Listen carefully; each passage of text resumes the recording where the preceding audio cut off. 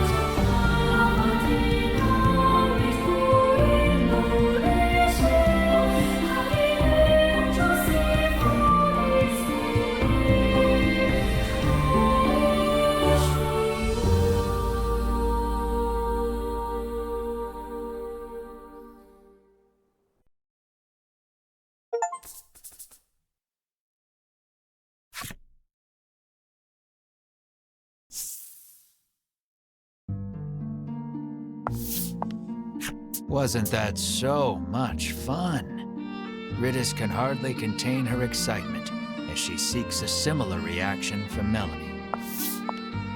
Sure, Melanie croaks, her face a sickly shade of green. The custom supplement has worn off completely. Ritis turns to you and carries on, oblivious. Wasn't that just the greatest? You, however, are a bit worn out, as your mid-voyage teasing of Melanie prompted her to wring you like a rag. Your first order of business should be a sweep of the island to ascertain the dragon's whereabouts. Tread carefully, as danger lies in the unknown.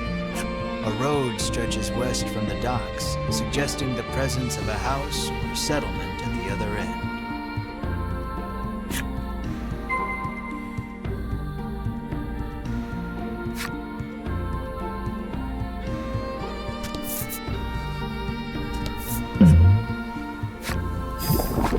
monster appears to be in pain. Seems the poor thing's been poisoned.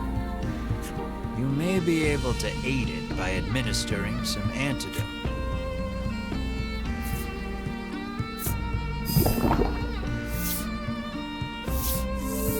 You take pity on the creature and administer some antidote.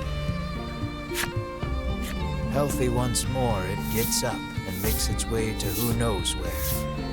Every so often, you catch it looking back at you, but before long, it's out of sight.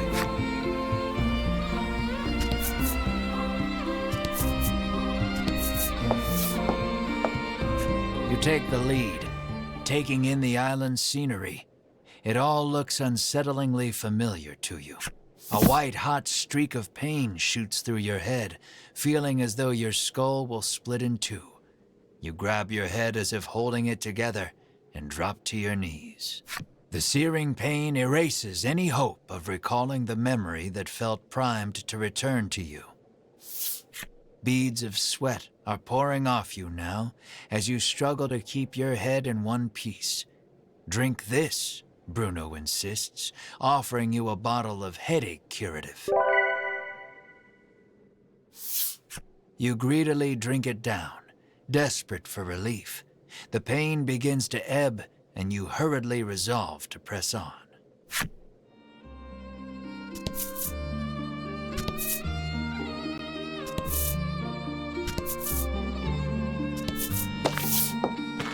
After a time, you happen upon a village. This place, you mutter unconsciously.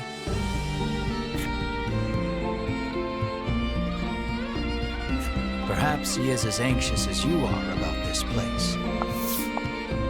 You two okay? Melanie asks. You open your mouth to reply. Only to notice the ambush a moment too late. Repel the monster attack.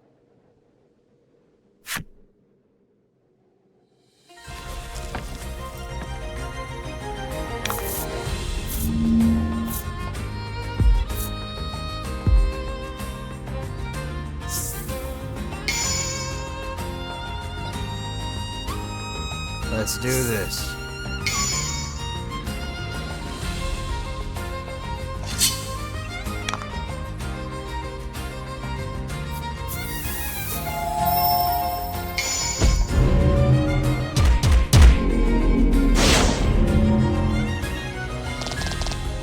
Nice work.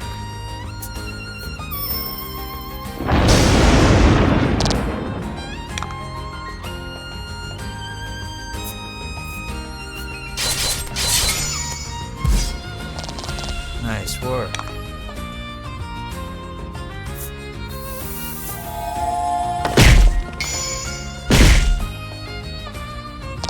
Nice work.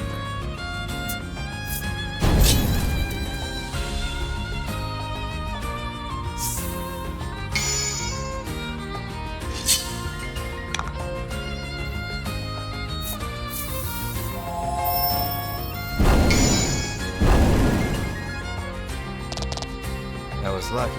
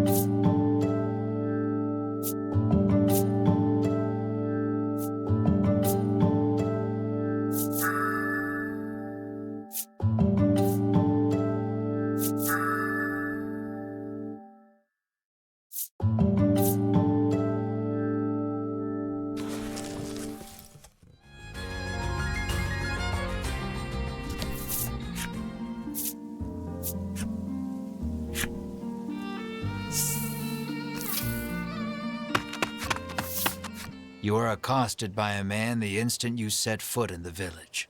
"Medicine, please," he begs. His eyes are glazed over, and his general demeanor unsettling. Should he really have medicine?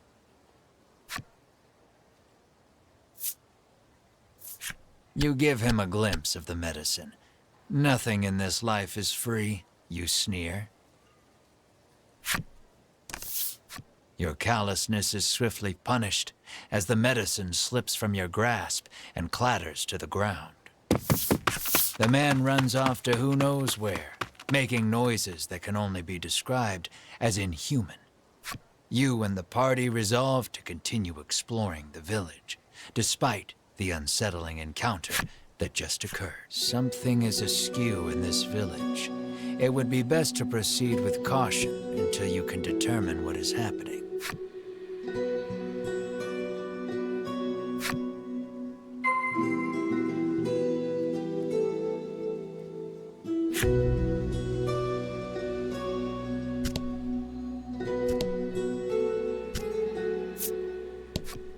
The man glares at you, clutching tight to countless medicine bottles in his hands.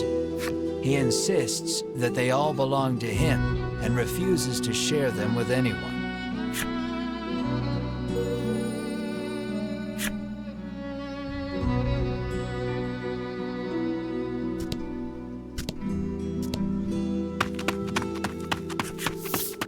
Another villager approaches you. Though his speech is slurred, the demand remains the same: medicine. This villager is also behaving strangely. Will you acquiesce to his request?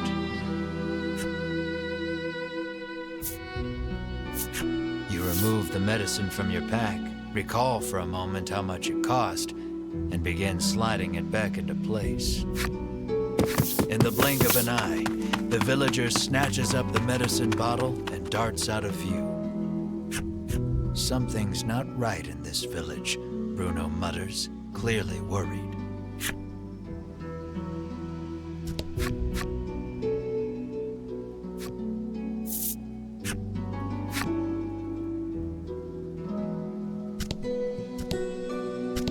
You hear a panicked cry up the road. "Stay with me. Focus on me." That can't be good.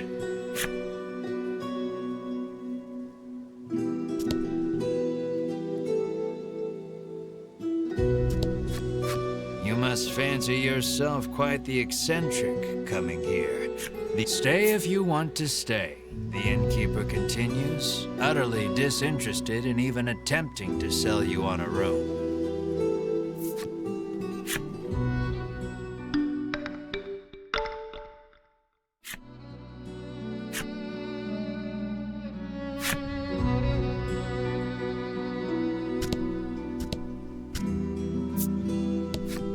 The old man sighs, saying he lost both his son and grandson to the medicine. Not wanting to be the only one left behind, he lifts the bottle in his hand to his lips and gulps it down.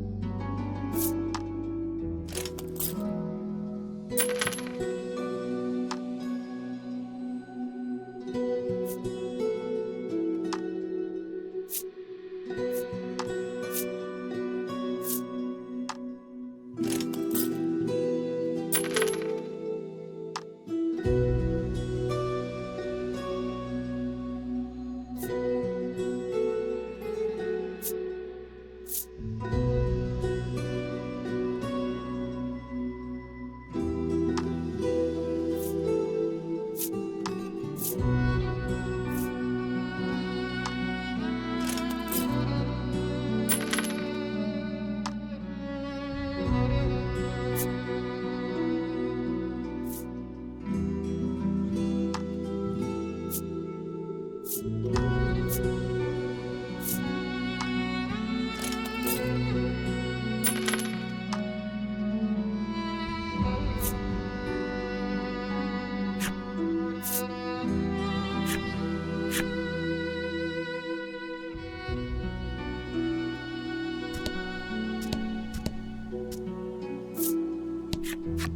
ask the villager about the dragon. The headman can help you if you're in some trouble, she retorts, doubling over to empty the contents of her. Dozens of empty medicine bottles litter the ground in front of this woman.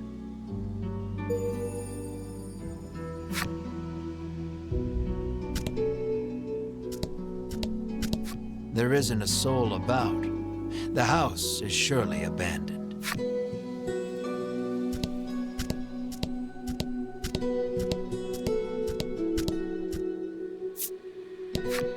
This cursed island is separated from the rest of the world, she mutters from the ground. I heard that outsiders call this place Mount Medica, she remarks, then throws the empty bottle in her hand to the roadside.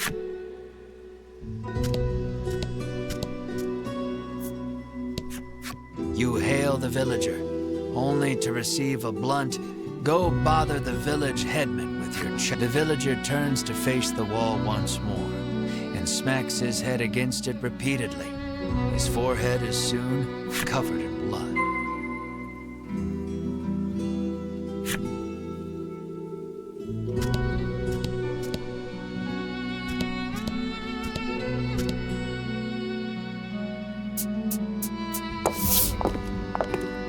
You arrive on the scene to find a man collapsed in the street, convulsing.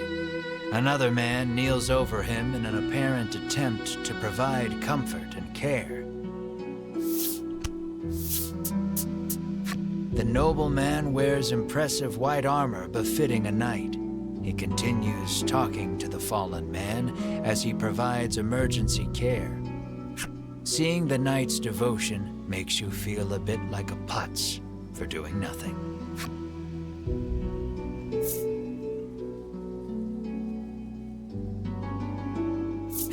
You ask Bruno to provide some of his custom supplement. He furrows his brow and solemnly shakes his head. The villager is now clawing at his own face with his fingernails, crying out for medicine. Blood, as black as tar, begins oozing out of his eyes, ears, and mouth. It proceeds to leak from every orifice imaginable. The convulsions subside. Within moments, the villager lies still. A horrific thought makes itself known. This is the first time you have witnessed the death of a fellow man. Even in a world where medicines and elixirs can cure most any ailment, none are safe from death's icy grip. And as well you know, that which is dead can never return. Your mind goes blank. You drop to your knees in shock. Melanie clamps her hand to her mouth, stifling a scream. Riddis shakes uncontrollably.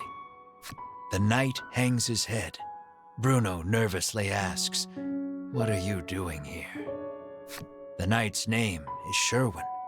He identifies himself as a member of the Ivory Order. His travels brought him to this village, where he has been caring for the ailing residents. His face contorts in disgust. If not for these foul drugs, they would be healed. He spits and takes his leave. Bruno gazes upon the villager's corpse with a look of apparent realization.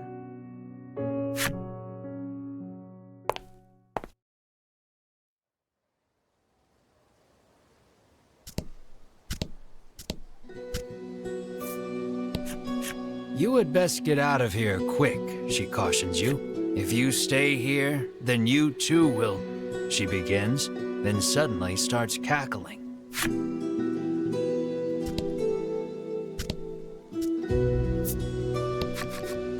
A man approaches you as you wander through the village. "Spare a bit of medicine?" he asks genially. He sets about convincing you that your kindness will be returned tenfold if you just give him a little from your pack. His silver tongue would put even the best salesman to shame. You reach for a bottle of medicine, completely taken in by his pitch. Bruno stills your hand. I wouldn't do that if I were you. I really shouldn't, you yelp over your shoulder, already walking away at a brisk pace. You continue wandering the village streets, only to be accosted by the man once more. It seems he will follow you to the ends of the earth.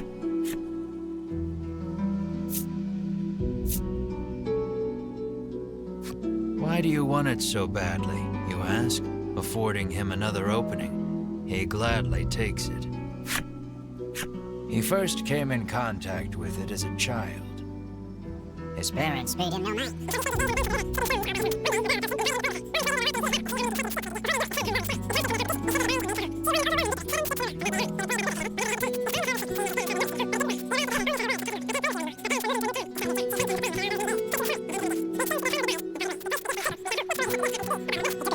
And never since forgot its wonderful taste. You are fully invested in this story, and desperate to give the man some small comfort in this cruel, cruel world. You're primed and ready to hand it over. I've heard better sob stories, Melanie says dryly, having somehow absorbed the man's story, despite the blistering speed at which he delivered it. Bruno thinks you'd better not, but you're not so sure.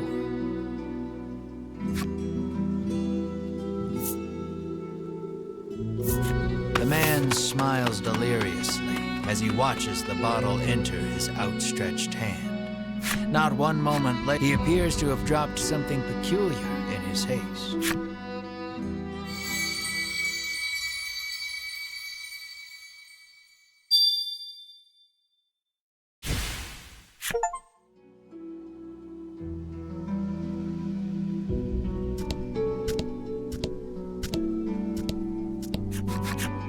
You knock lightly on the door.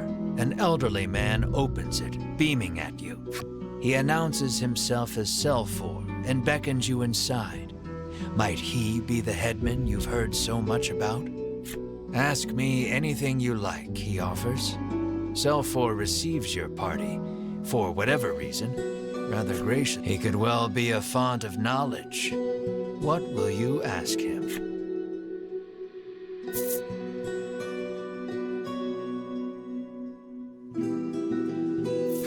You ask if he is the one in charge of the village. It's true that the villagers call him their headman, but I feel compelled to correct the record and state that my official title is overseer.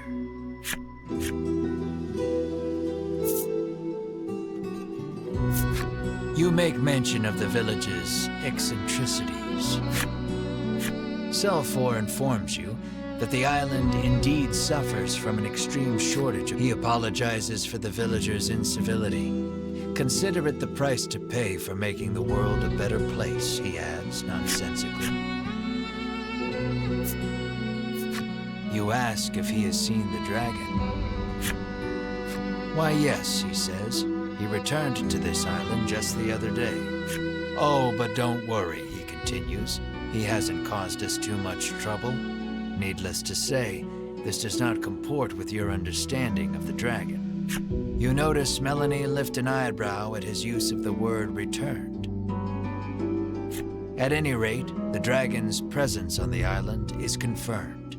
You quietly celebrate the first credible lead you've yet received. Your questions satisfactorily answered, you thank Selfor and turn to leave. He asks you to stop. We have yet to discuss the terms of your living here, he declares.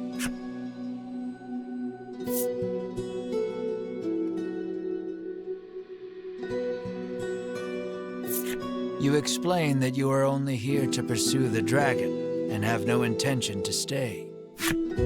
Selfor begs your forgiveness for thinking you were newcomers. It's perfectly understandable, though. What with the non-match among you, he says with a sneer. What does he mean by that? Melanie asks you, unable to grasp the old man's intentions. For reasons unknown, you feel the blood drain from your face. Your breathing grows ragged and you break out in a sweat. We're done here, you say defiantly, as you storm out of the house. Mar runs after you, chirping frantically.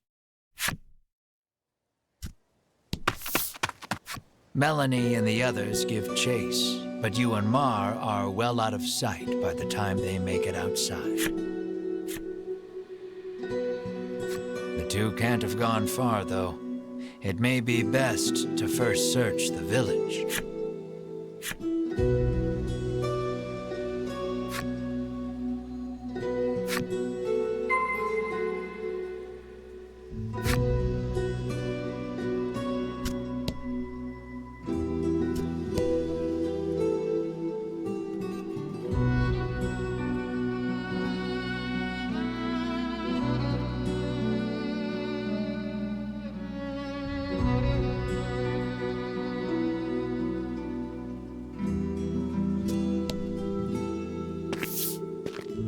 Melanie and company find you standing in front of a house. She can't quite make it out, but it sounds as though you're saying to Mar, "This place is..." Melanie calls out to you, prompting you to blurt out, "Sorry, just had a bad stomachache back there," in your characteristically glib manner.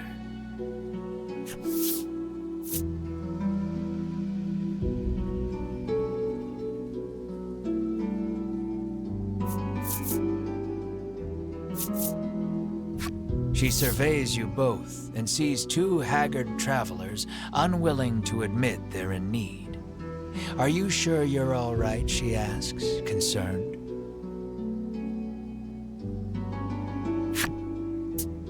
"Fine, absolutely fine," you tell her, perhaps too eagerly. "So you were worried about me," you shoot back. "No, I wasn't," she replies, her face reddening.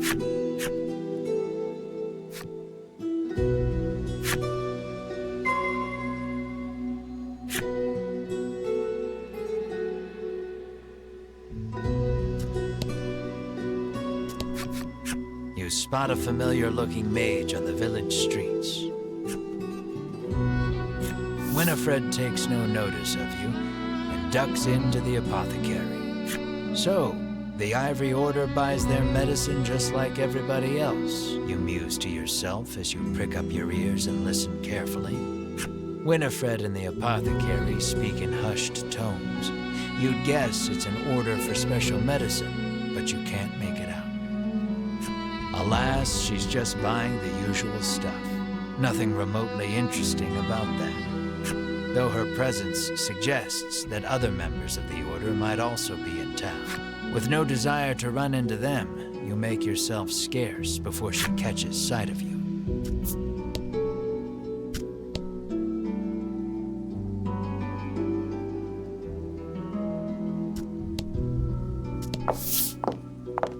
You spy the very people you were hoping to avoid, gathered near the village gate.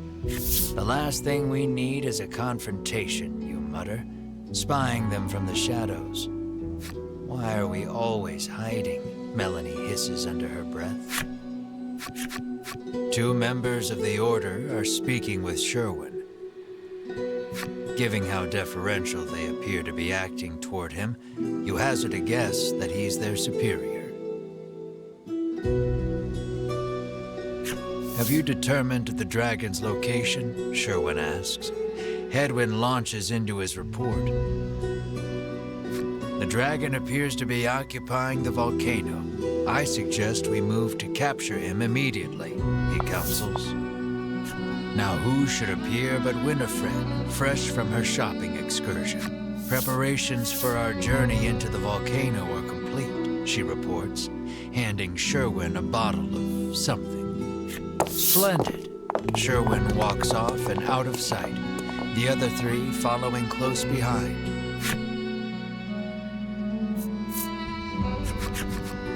Lucky for you, your hastily improvised hiding spot afforded you valuable information on the dragon. Yet their conversation raised as many questions as it answered. The medicine bottle Sherwin received is probably related to their journey into the volcano somehow. Bruno recalls seeing a bottle much like it once before. He says it contains flash freeze, which can chill most anything. Maybe that's what Winifred bought at the apothecary, Bruno continues.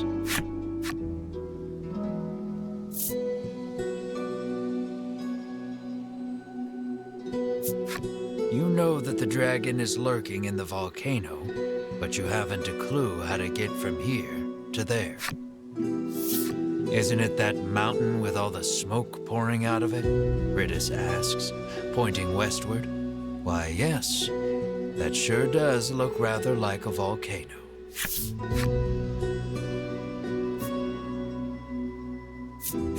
There was talk of capturing the dragon. Melanie picked up on the incongruity as well. The queen ordered the dragon killed, she reminds you. You narrow your eyes. You three have no right being this helpful, you think. Mar pinches your cheeks without warning. You yelp in pain, which at the very least crosses dreaming off the list of explanations. Returning to the matter at hand, it's clear what must be done. You'll have to get your hands on some flash freeze if you hope to enter the volcano.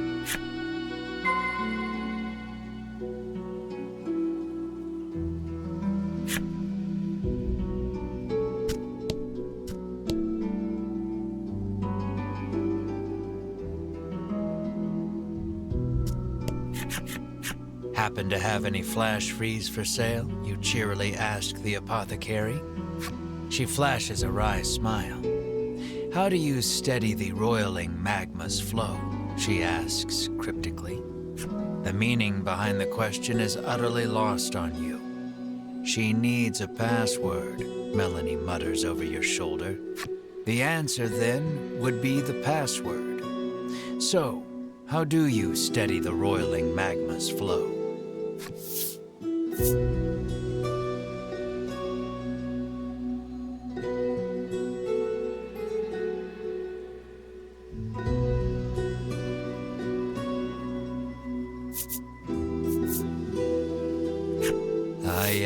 Yes, you think so, she says, as if turning the answer over in her mind. But you'd be wrong. She pulls out her wares, but what you need is not among them. Your password merely granted you entry to the apothecary.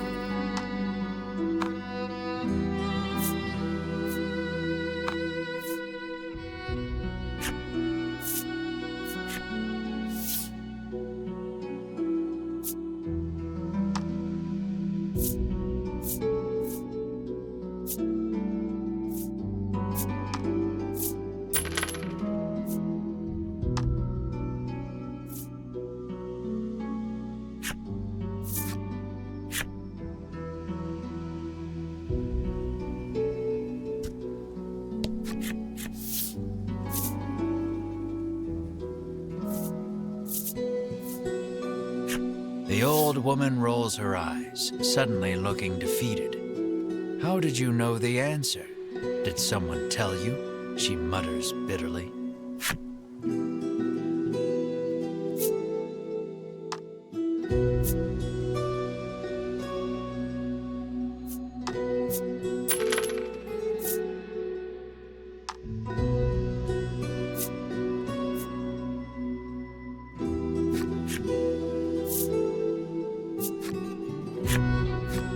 Managed to crack the code, and a bottle of flash freeze is yours. At last, you are ready to enter the volcano. You've got a long road ahead of you, so you had best be prepared.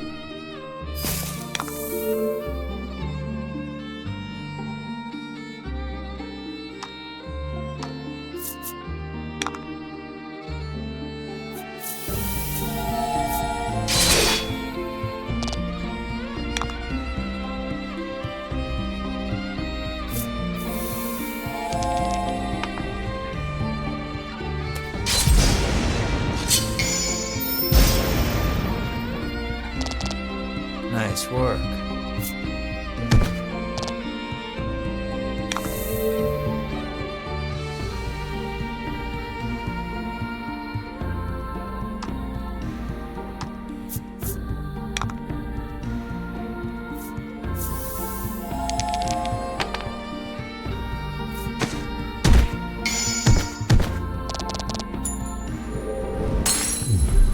Excellent.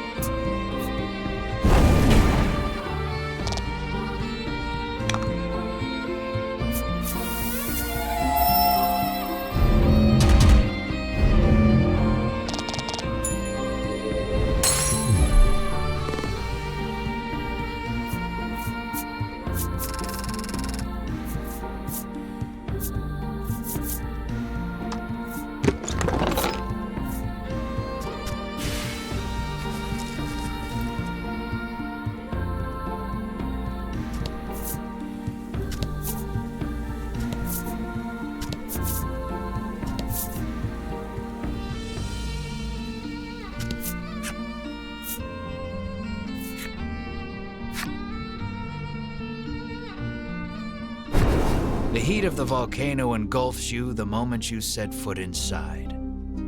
Of course, the dragon is hiding out here. Guess it's as good a place as any to corner him, you reason with yourself, trying to keep your spirits up.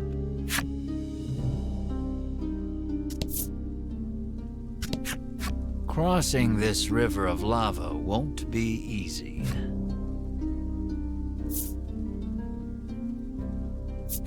Here's how you cross a lava river. Bam! You open the bottle of flash freeze and pour some into the raging river of lava. The lava instantly hardens, forming a bridge of rock.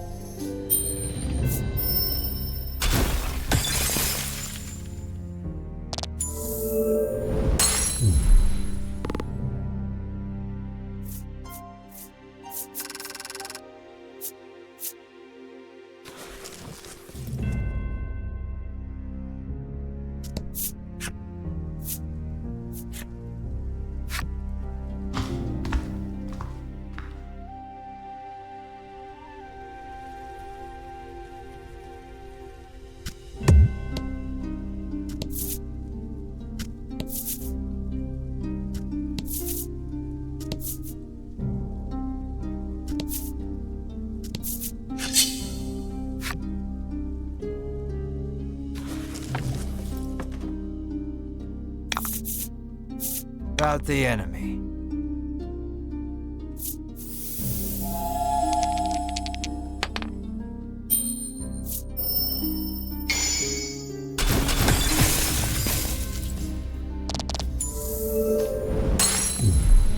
Nice work.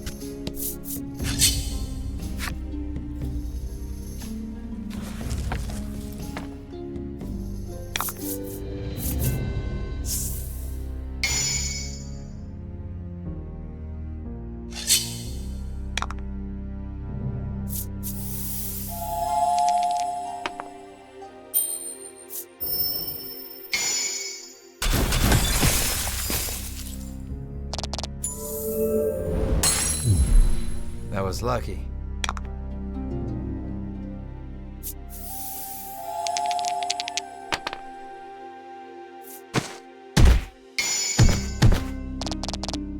That was lucky.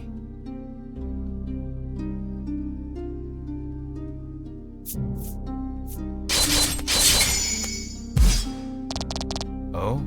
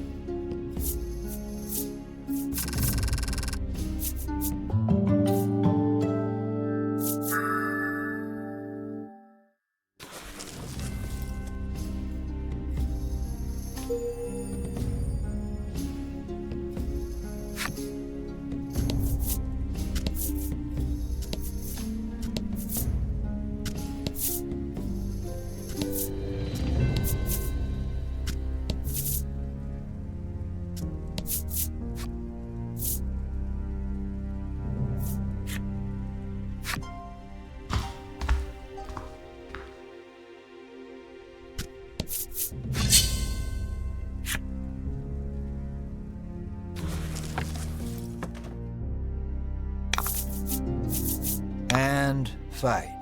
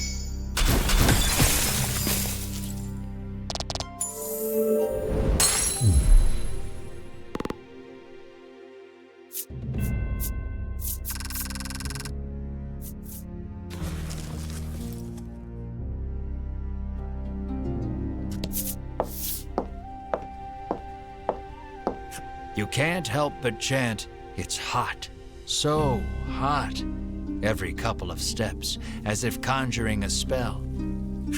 "You're just wasting energy," Melanie chides. Perhaps you could stand to learn a thing or two from her rational approach. Bruno seizes on the moment.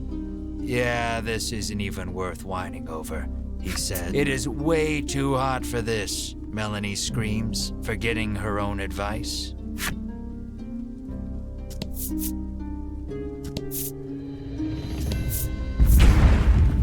A wave of lava rushes past you, leaving a pile of boulders in its wake. You take a fortunate but ungainly fall backwards, but sadly you must find another route now.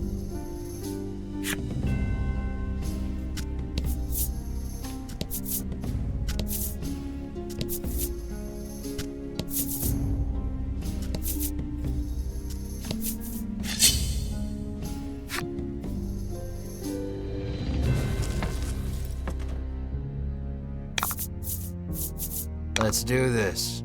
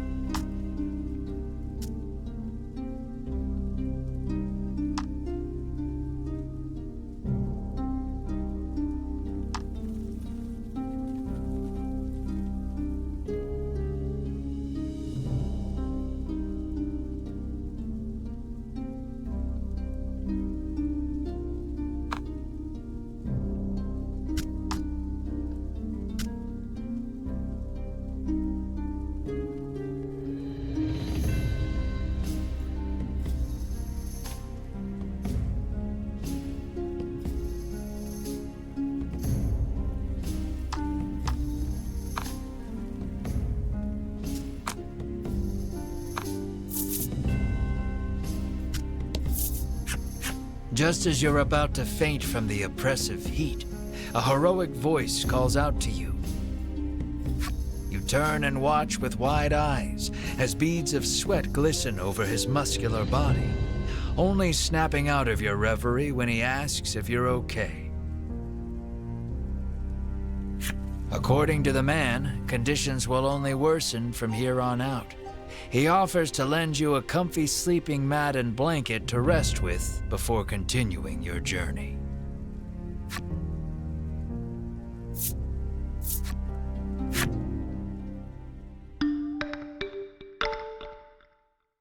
Your party is fully recovered, but now your body reeks of sweat.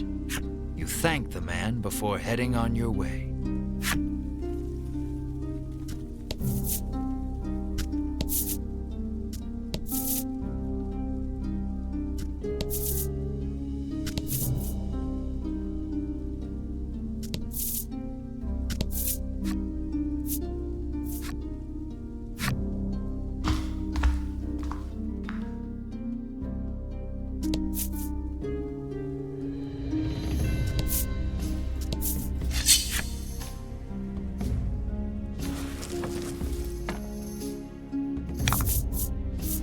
And fight.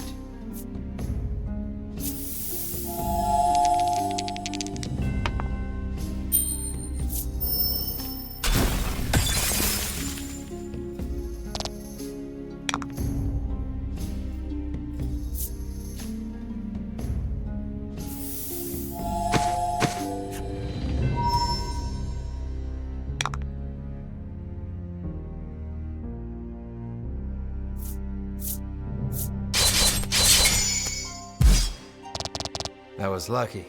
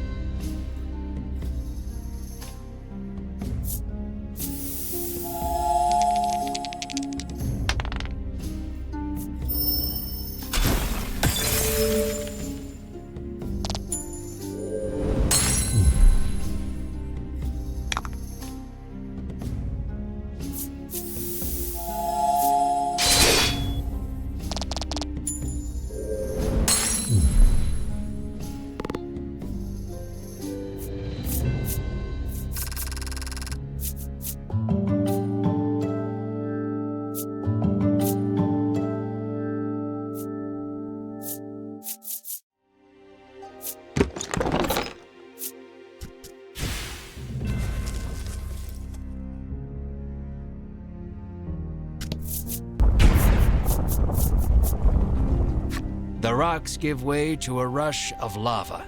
You just barely manage not to fall in. Time to find an alternate route.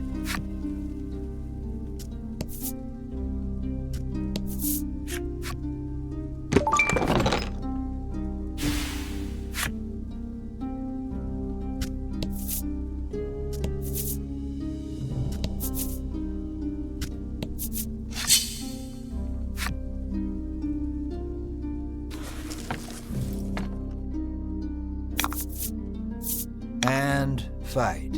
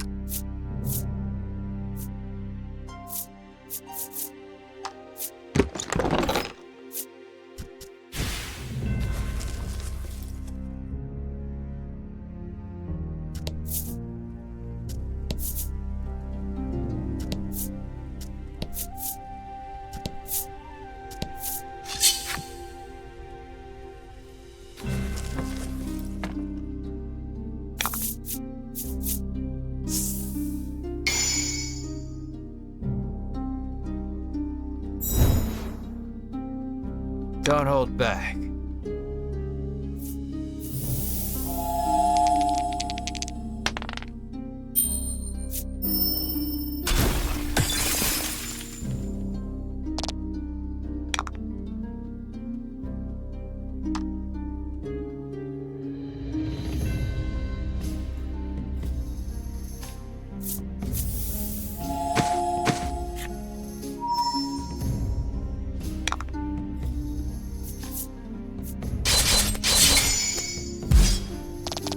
Excellent.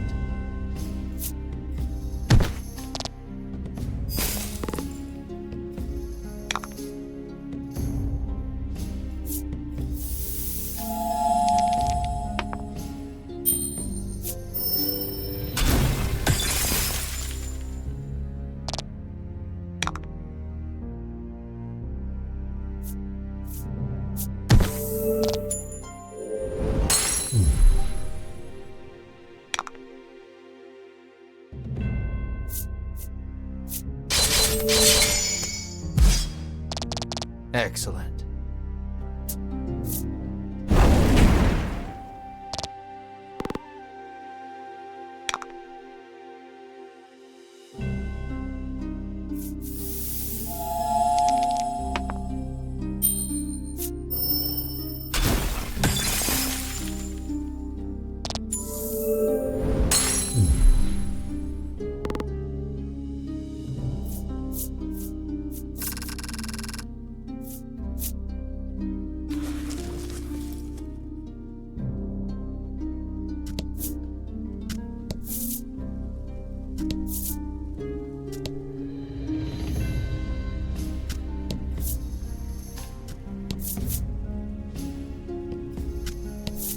You've spent so long in here, even I'm starting to sweat.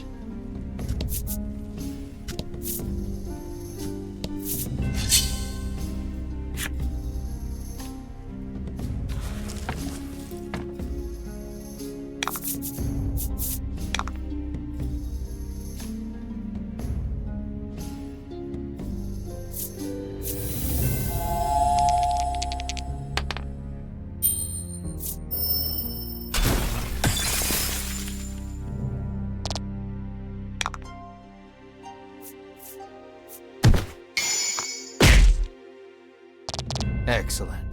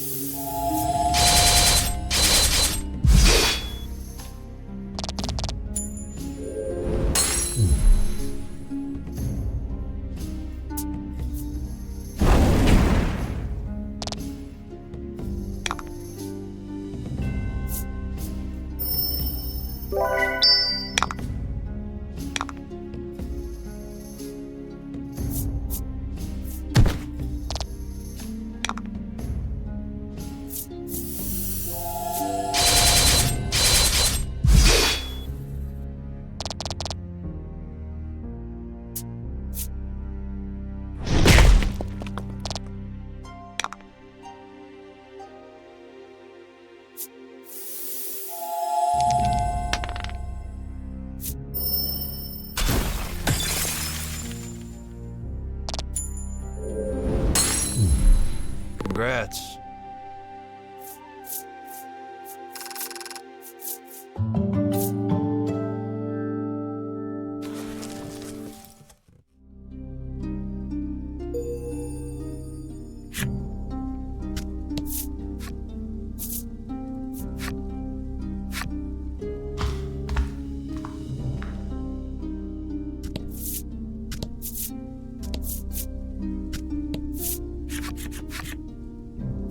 A clump of familiar white outfits comes into view.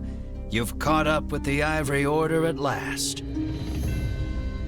We shall be the ones to fell the dragon, you proclaim loudly to no one, apparently, for the Order pays you no mind. At your persistence, Winifred requests, please do not interfere with the dragon's capture, clearly annoyed. As you all suspected, they have no intention of following the Queen's orders to slay the dragon. What will you do with him once he is yours? Melanie asks forcefully. But her answer shall have to wait. The lava bubbles and swirls as monsters leap out onto the rock before you. It would seem the only way out is through.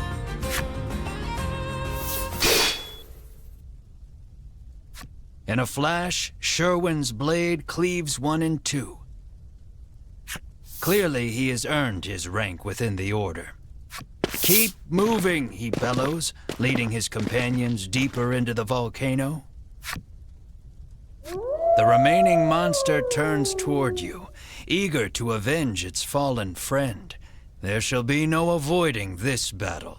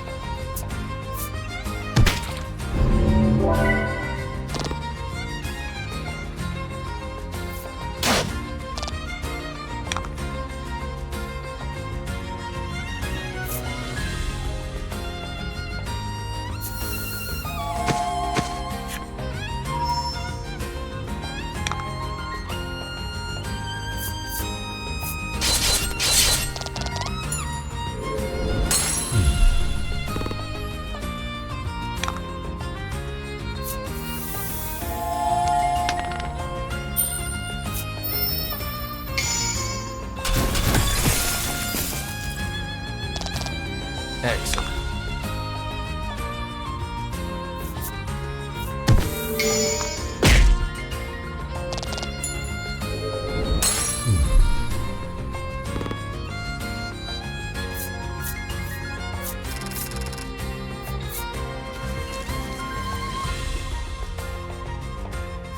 You escape with your lives, but the Ivory Order has put some distance between you. All your efforts will be for naught if they reach the dragon before you do. You hurry the party onward.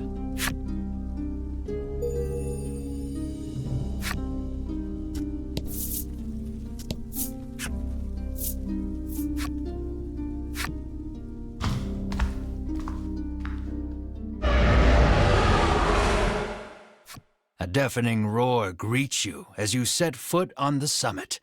The dragon must be close.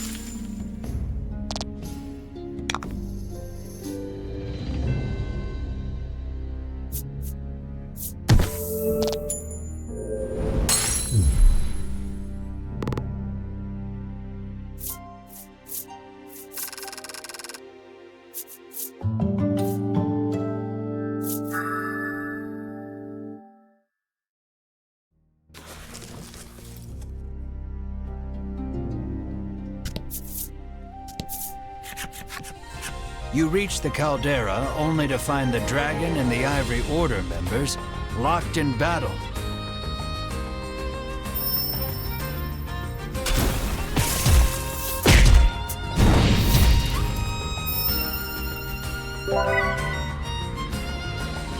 Their teamwork is impeccable. With each strike, they drive the Dragon further back. Vince is doing everything he can to protect the Dragon, but nothing can slow Sherwin and company's advance. The Ivory Order approaches the Dragon, quite sure of their victory. They shall have their quarry at this rate.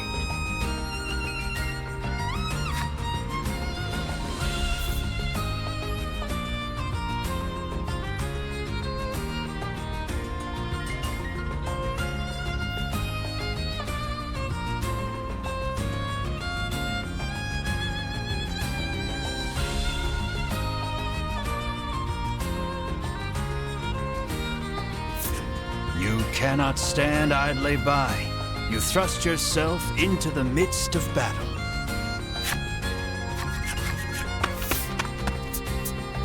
We'll be the ones to collect the bounty on the Dragon's head, you yell. What vulgar ambition, Hedwyn says with a sneer. Hedwyn and Winifred each keep one eye on you as they begin incanting a spell to hold the Dragon in place. Without warning, the Dragon slams his tail against the ground. Cracks in the earth form beneath his feet. The rock beneath the Ivory Order gives way, sending them tumbling down below. You surmise the fall wasn't far enough to kill them, but they won't make it back here anytime soon.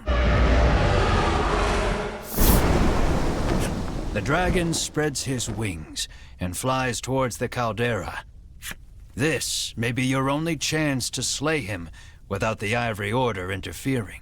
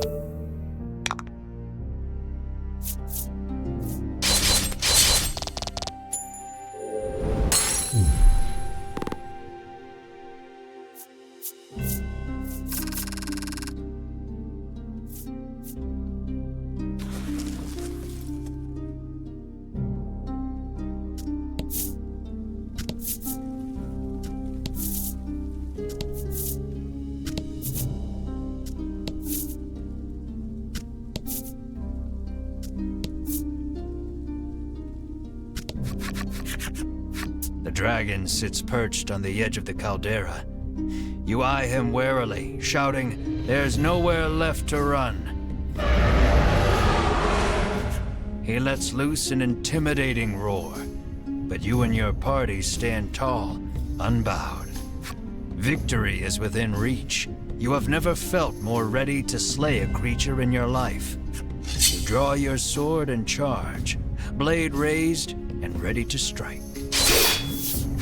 In an instant, his bodyguard appears before you. You can see the bloodlust inside him as he stares you all down. He looks upon you and sees only greed. "Fools," he shouts. "You shall not be stopped. You have your reasons for wanting the dragon dead, and they are enough. They are everything. This conflict is inevitable. You heave your sword toward the enemy, come what may."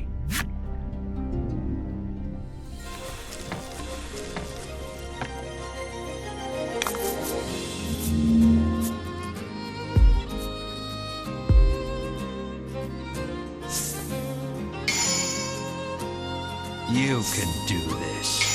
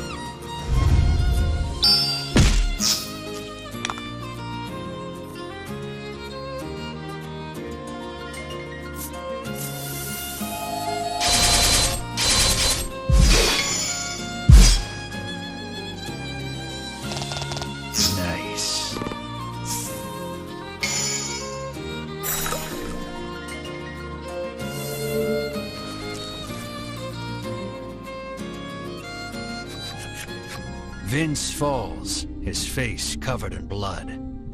"Why would you give your life to protect the dragon?" Melanie asks sharply. Asks the one who has forsaken her own. "What would you know of loyalty?" Vince roars, consumed with rage.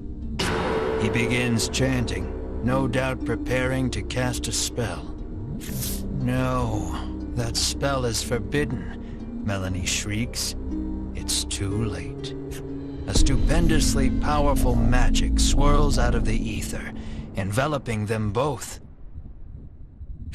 Vince turns to face you once more, his aura unlike anything you've felt before. You tighten your grip on your sword. There's no turning back now.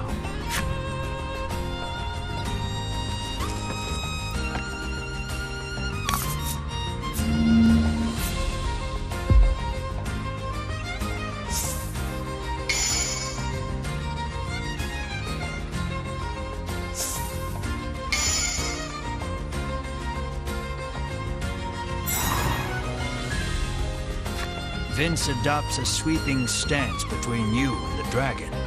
You'll have to deal with him first if you hope to attack your quarry.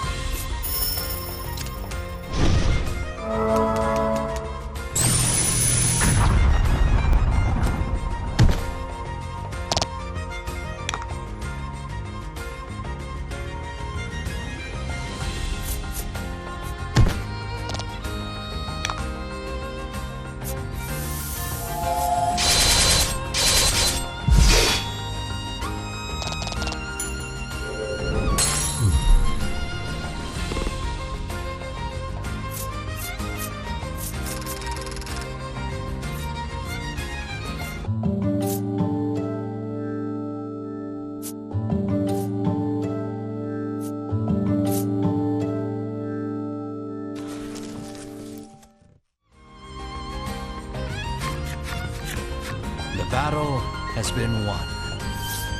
Tears stream down Vince's face. You watch him out of the corner of your eye as you turn your attention toward the dragon. Vince, undeterred by the wounds that now cover his body, rises to his feet and moves to protect the dragon one last time. Enough! The dragon speaks. He declares that he wishes to see further harm befall none. Then you ought not to have brought harm upon us, you shout, listing off the horrors you have heard on your journey. Vince, filled with righteous indignation, denounces each and every one as a lie. The dragon admits that your prowess in battle and willingness to pursue him the world over have earned you the right to hear the truth about this world. The dragon claims he shares a special bond with the medicine that helps people the world over.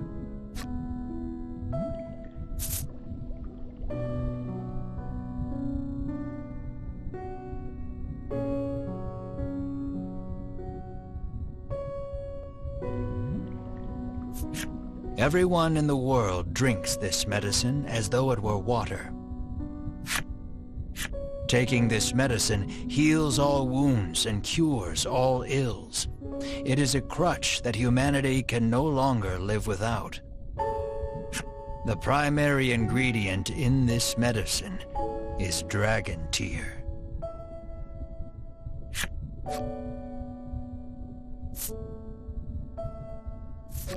All those who succeeded in capturing the dragon in the past forced him to live a nightmarish existence on this island.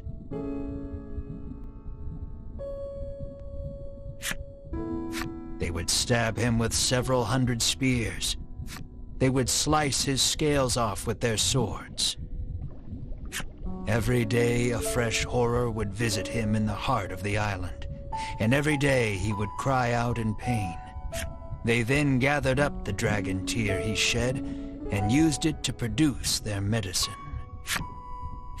You cast your mind back over your travels, over all the people who sought the medicine and were saved by it. The mere thought that so much good was born of the dragon's torture makes your mind reel.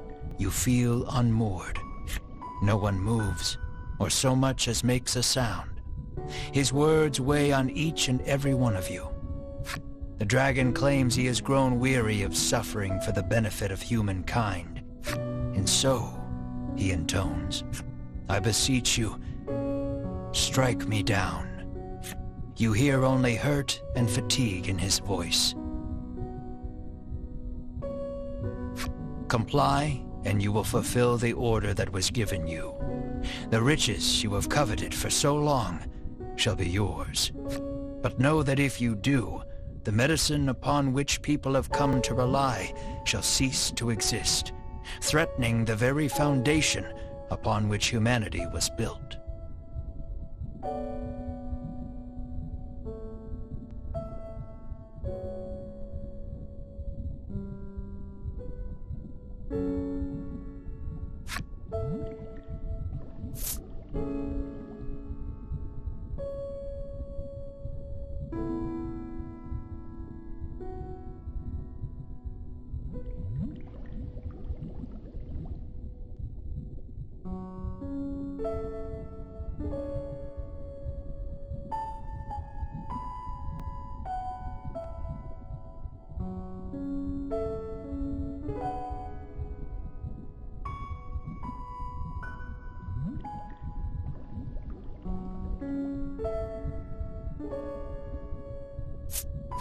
No matter the consequences, you resolve to complete your quest and slay the dragon. You adjust your grip and move to strike the dragon down once more.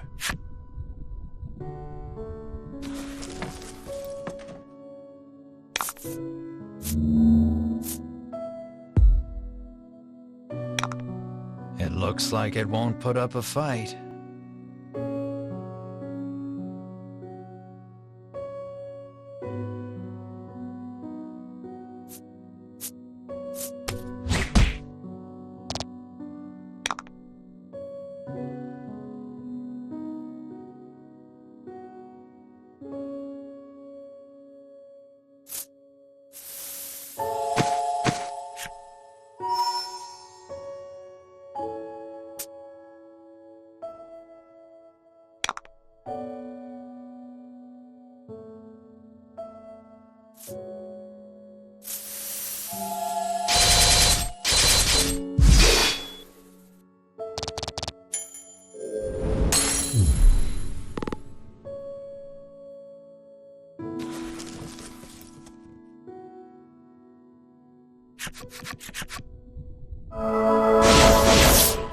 Out of nowhere, a burst of magic crashes over the entire party, rendering you unable to move. The Ivory Order have found their way back to the caldera and stand before the dragon once more. Sherwin stares the dragon down, fire in his eyes. At last, the world is safe, he says. Seize him at once. Edwin urges. With a nod, Sherwin approaches the dragon.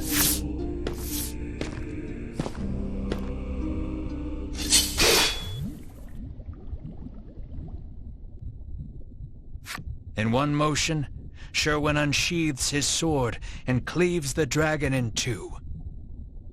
The dragon's lifeless corpse lurches backward before dropping over the edge into the caldera. What have you done? The others ask quietly, unable to comprehend Sherwin's actions. The earth shakes. The dragon's body seems to have energized the lava enough to spur an eruption. All that remains is to destroy that place, he hisses, and storms off with purpose. The remaining members of the Ivory Order are still in shock, but Hedwyn orders them out, and they flee out of sight. The volcano is about to erupt, and will surely take you with it. Melanie suggests the party take Vince as well, but he insists he remain here. He speaks his final request, his voice already fading. Dragon Tear is more powerful than you can imagine, he says, his voice weak and raspy. It could end this world. You mustn't let them use it. Stop them at all costs. Use the forbidden magic if you have to, Melanie. Vince's final pronouncement echoing in your head, you race to catch up to the Ivory Order. The eruption is imminent. The earlier tremors collapsed the passage you took to reach the caldera.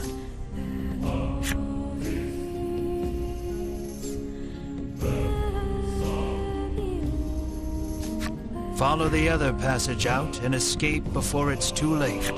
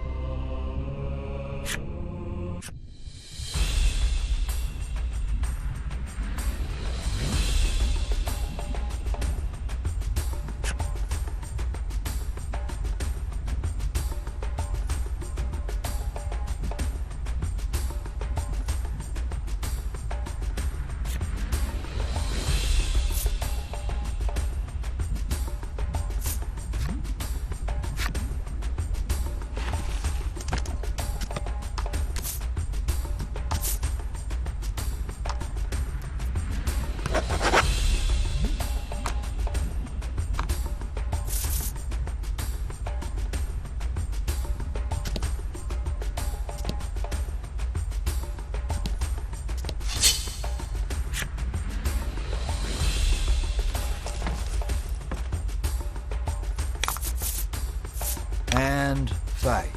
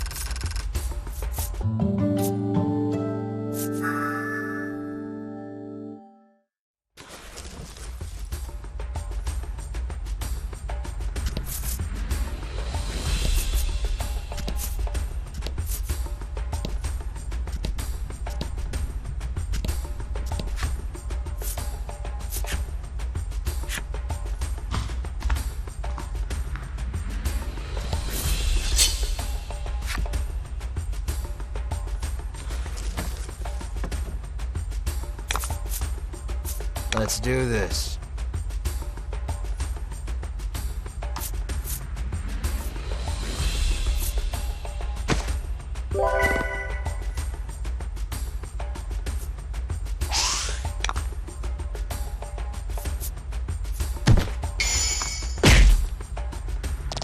Fortune favors the bold.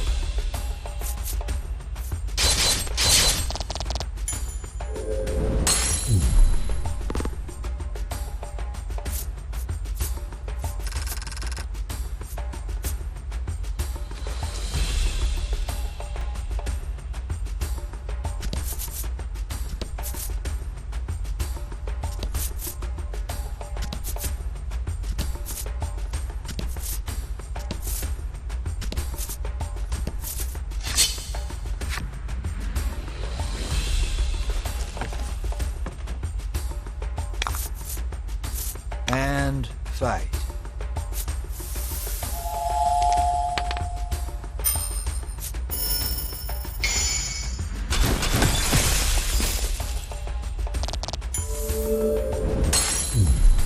That was lucky.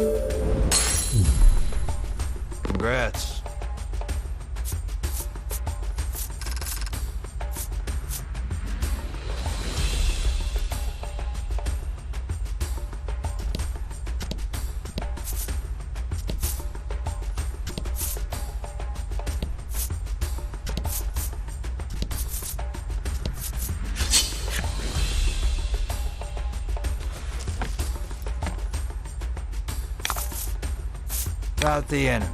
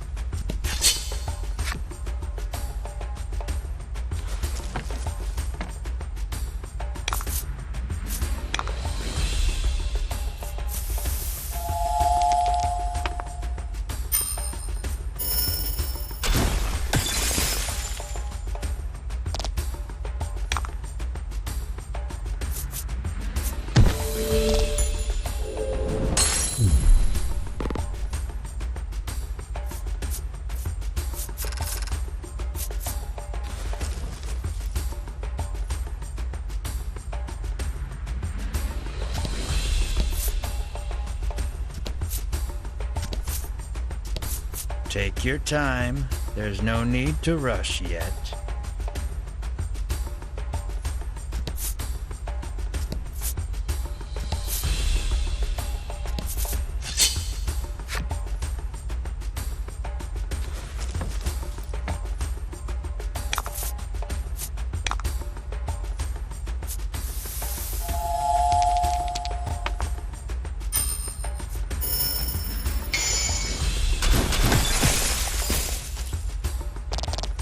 That was lucky.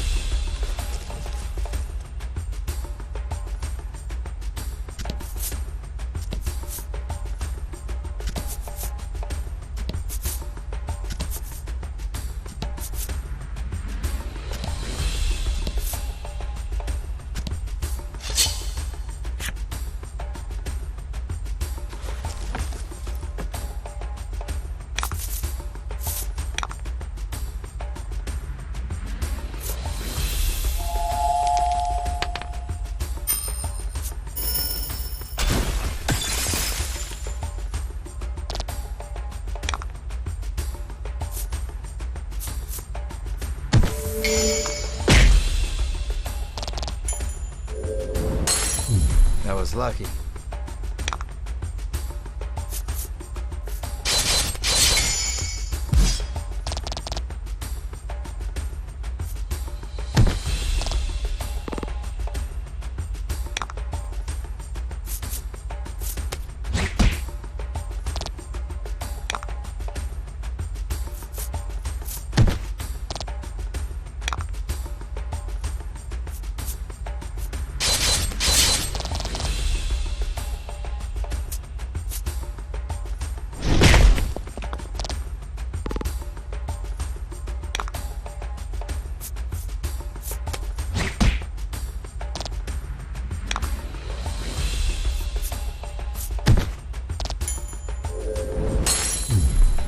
Congrats.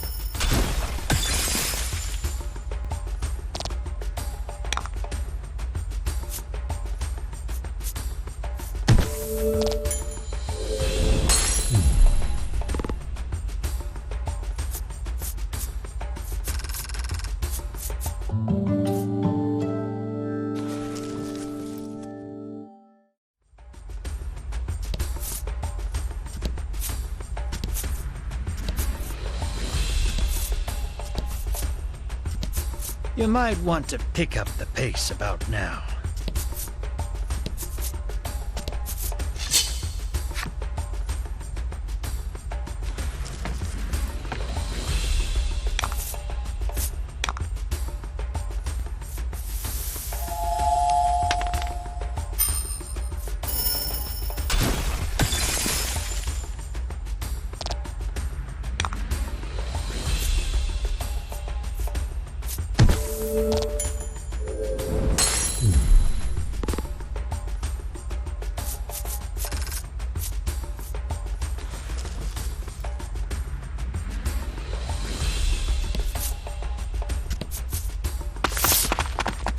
You're nearly out.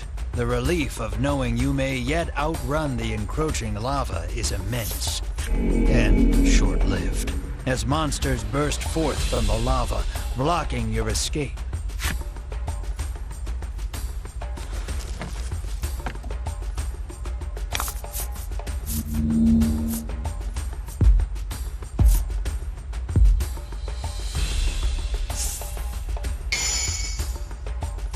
Let's do this.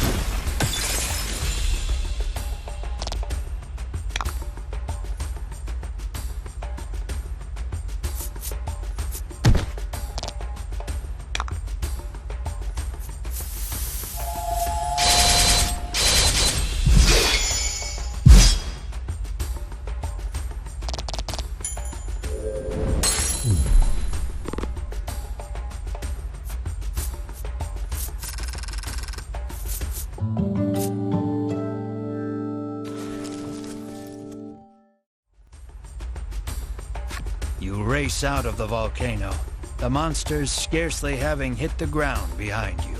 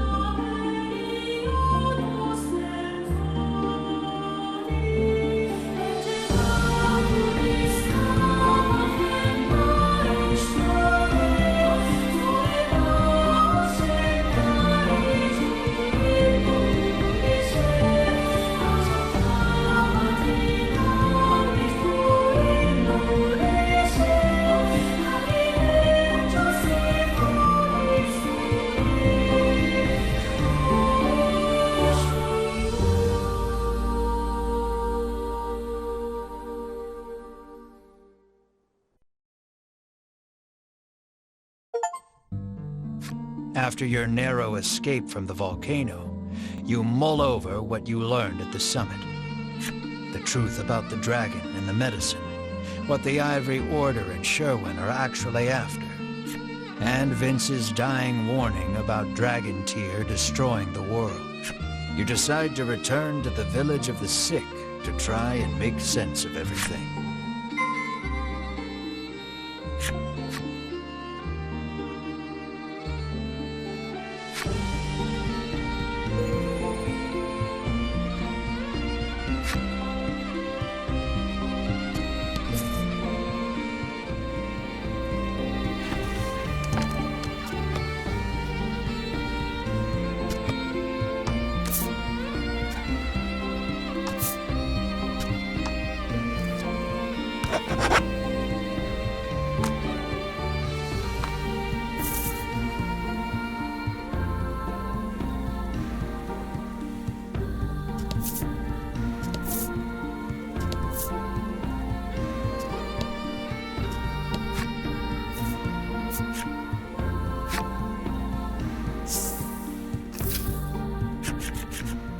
"I'm exhausted," says Riddis. She certainly looks it. Bruno is silent and looks deep in thought. As you head into the village after your friends, another headache splits your skull. This place. Something about it is triggering a memory that feels like it's trying to claw its way out of your brain. "Let's rest up at the inn," suggests Melanie, taking in everyone's state.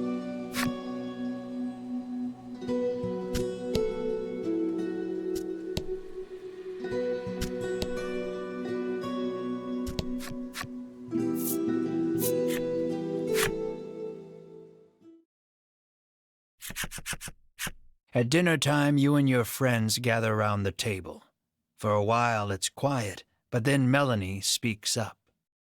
Now that the dragon's been defeated, she says, "What are we going to do?"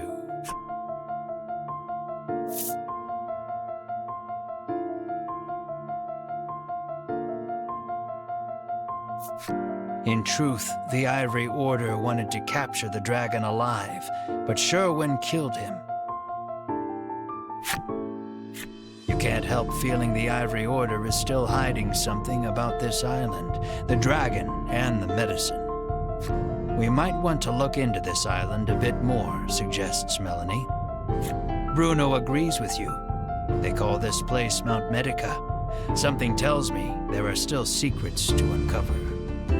Whether you go after the Ivory Order or investigate the island, first and foremost, you need information.